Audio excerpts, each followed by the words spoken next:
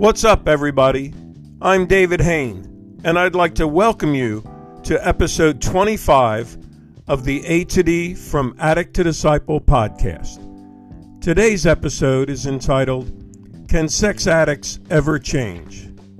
Let me start by saying this will just be a 15-minute episode. Working with sexual addiction and sex offenders in prison is a huge part of what From A to D does. But I'm not going to try to present everything there is to know about sexual addiction in this one episode. Also, this episode will not talk about any sexual behavior as sin.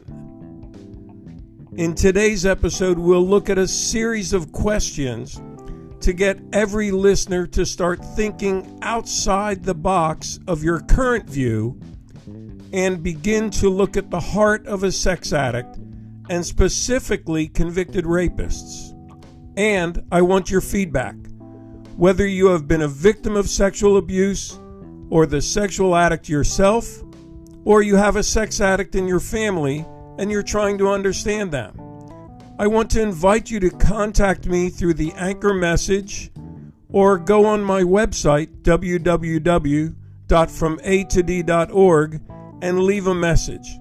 I will keep you anonymous, but I'd love to use your messages and ideas for future episodes on this topic of sex addiction.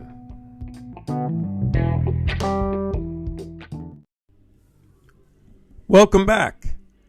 Let me start with some song lyrics. The Rolling Stones had a song called You Can't Always Get What You Want. And some of the lyrics go like this. You can't always get what you want. No, you can't always get what you want. You can't always get what you want. But if you try sometimes, you just might find you get what you need. Well, in sex addiction, it's just the opposite of that Rolling Stones song. Offenders get what they want through force, but they never get what they need. And the deeper they get into their addiction, the further they get away from what they really need. Ultimately, they reach a point where they believe that what they want is what they've needed all along because it's the only thing that makes them feel whole, feel normal, and feel alive. Just as drug addicts, alcoholics, and gamblers need a high-risk behavior to feel normal, sex addicts develop a need for high-risk relationships to feel normal. Let that sink in. Sex addicts develop a need for high-risk relationships just to feel normal. Listen to this description of the life of an addict. I know I need to stop, but I can't. Despite the consequences, I continue my risky behavior. I became so obsessed with my choices for risky behavior that I sacrificed everything: my children, my job, my family, my friends. Do you understand? I need that risky behavior in order to feel normal. Now, I'll restate the same thing from the perspective of a sex addict. I know I need to stop, but I can't. Despite the consequences, I continue my risky relationships. I became so obsessed with my choices for risky relationships that I sacrificed everything: my children, my job, my family, my friends. Do you understand?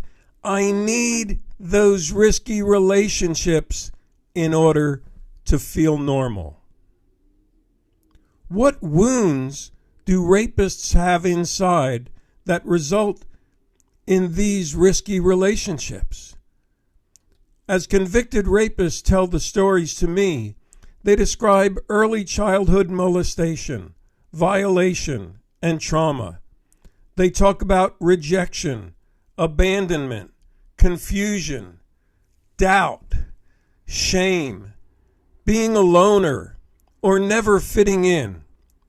Here's the words of 3 different convicted rapists that just shared them with me a few months ago.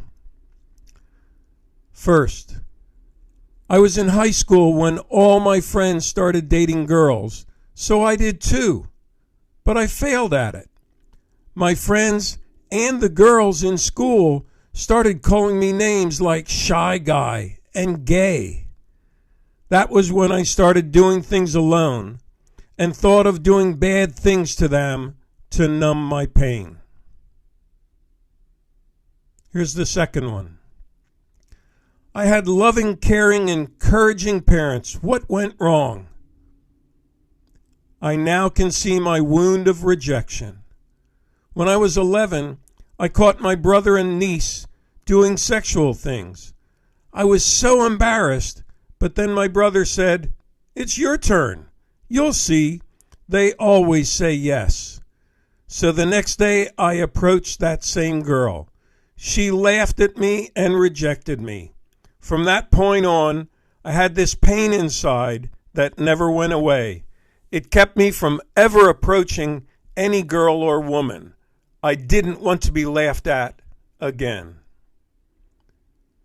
And the third quote, I grew up with no friends, lonely, feeling like I don't belong anywhere. I can't trust anyone. But then the women started approaching me and I couldn't say no. And because of my pain, I didn't believe any of them when they said no to me. I forced myself on them. Now I understand the evil trap I was in, and I'm trusting for complete healing of my pain. As I listen to these three different quotes, that's why it's so important that I feel that these men need true friendship and true fellowship. They've spent much of their life on the outside looking in. In our From Ashes to Destiny curriculum, we encourage each man to cultivate 5 friendships with other men with whom they feel they can be open and honest. This is a vital step in both the inner healing and recovery for men coming out of sexual addiction. They need to become men who can sing the Rembrandt song, I'll Be There For You, which was the theme song for the TV hit Friends. Listen to the lyrics. No one could ever know me. No one could ever see me. Seems you're the only one who knows what it's like to be me. Someone to face the day with, make it through the rest with. Someone I'll always laugh with. Even at my worst, I'm at my best with you. But it takes more than new friends, I know. It takes true inner healing, moral regeneration, and transformation. But I'm sure many of you are thinking, so how do we ever know they've changed this time? They've told us so many times that they've changed in the past. How do I ever trust them again? What do I look for to see real change? Well, here's a bunch of things that you can begin to look for. And they're shifts in behavior and shift in words and shift in thoughts. So first, a shift from self-preservation to openness and vulnerability. Also, a shift from self-centeredness to one of relationship and true interest in the interests of others. A shift from being sorry that they got caught for raping someone to feeling the remorse of the emotional pain and trauma they inflicted that altered the life of their victim.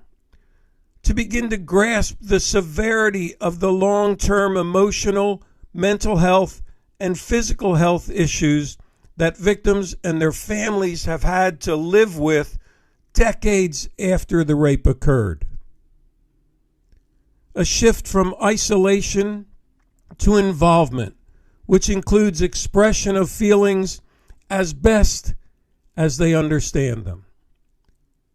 Think of shifts from instant gratification to lasting satisfaction, from abuse of people to caring about people, from compulsive behaviors to natural and normal behaviors, from degrading words to respectful words.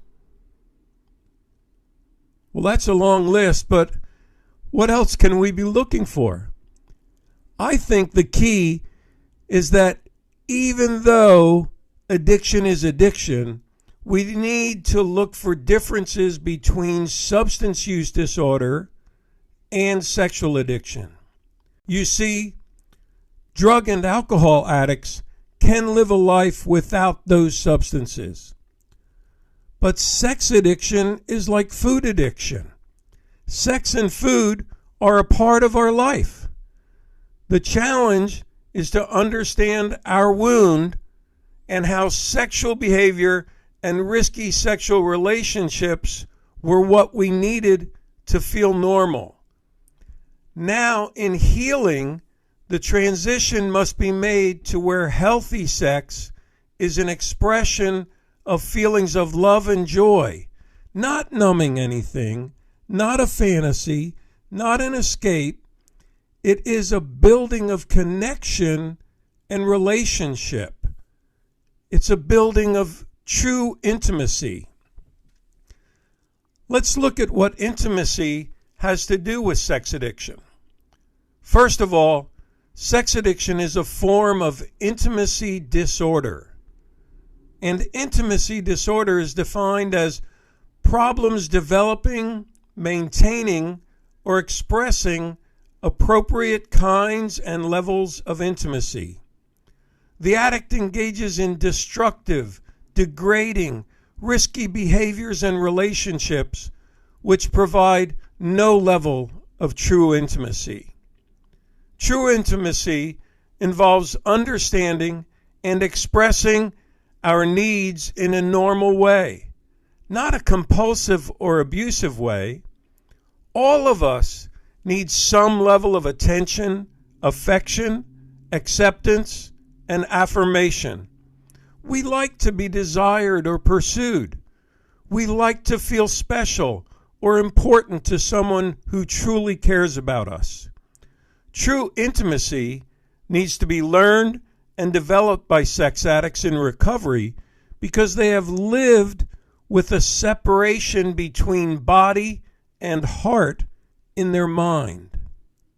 You got that? They've lived with the separation between body and heart in their mind. This separation has influenced all of their relationships with family and friends. True intimacy flows from a deep connection emotionally into a mutual expression sexually. But sex addicts have a history of using sex to numb all of their emotions. Hopefully this has just been a glimpse at the mind and the heart of sex addicts. So in closing, do rapists and sex addicts deserve a second chance? Do they deserve a third chance or just another chance? What if the victim of the rape was a child? What if the victim was your daughter or your son? Do rapists deserve mercy? Or do we deserve retribution? What would justice look like in the middle of this anyway? Should we really just lock them up and throw away the key? Should our courts give them multiple life sentences without parole? What do we do if they really do change in prison? What if they have an amazing, deep inner healing and transformation? Well, if that happens, now we have new questions. Was the initial length of the sentence too long? And how do we decide that someone is ready for parole when they are actually eligible? How do we decide in the face of mass incarceration and when the masses are calling for incarceration for life without parole? What about redemption? Who determines that someone is safe to return to society?